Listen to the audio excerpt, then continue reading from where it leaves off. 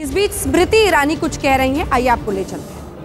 In Amethi, that Amethi है तैयार अब की बार मोदी सरकार, and sitting in Amethi I have seen that we've had a decisive mandate from the people of India, and as a Karyakarta, as an office bearer of the Bharatiya Janata Party, this is one of the proudest and one of the most brilliant days that we've had as political activists. For you personally, has it been a day of mixed emotions?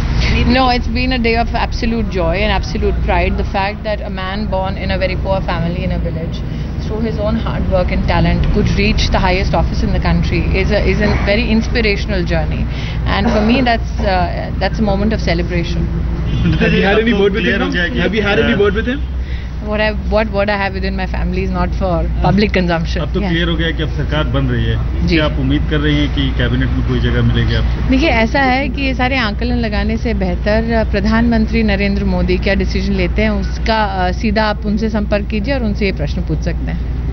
आपने काफ़ी मेहनत की, काफ़ी मतलब जो रहा पूरा कर रहे हैं, काफ़ी जोरदार टक्कर दी।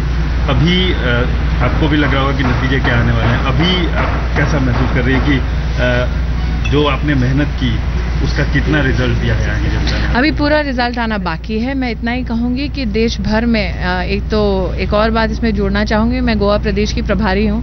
इसी प्रभारी के नाते मैं अपनी गोवा की टीम को भी और मुख्यमंत्री मनोहर पर्रिकर को विशेष धन्यवाद देना चाहती हूँ, बधाई देना चाहती हूँ कि भाजपा की ऐतिहासिक जीत में हमने साउथ गोवा की उस चैलेंजिंग सीट को भी जोड़ा है।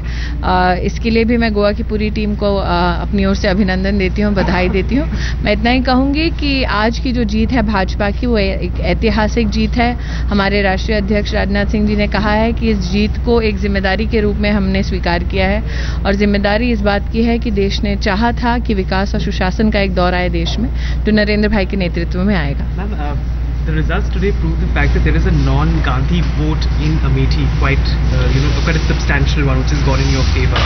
Now, are you in a sense encouraged with that response, and will you be back in 2019 to once again contest? I will only say this: I'm here today, and I shall be here every time Amethi needs me. I have promised not only my presence but also my desire to represent all the challenges that the people of Amethi face. But since a decisive decision has not been taken yet, I think it would be premature to comment on the verdict as such as of now. Thank you. Thank you, ma'am. I'm 6 o'clock.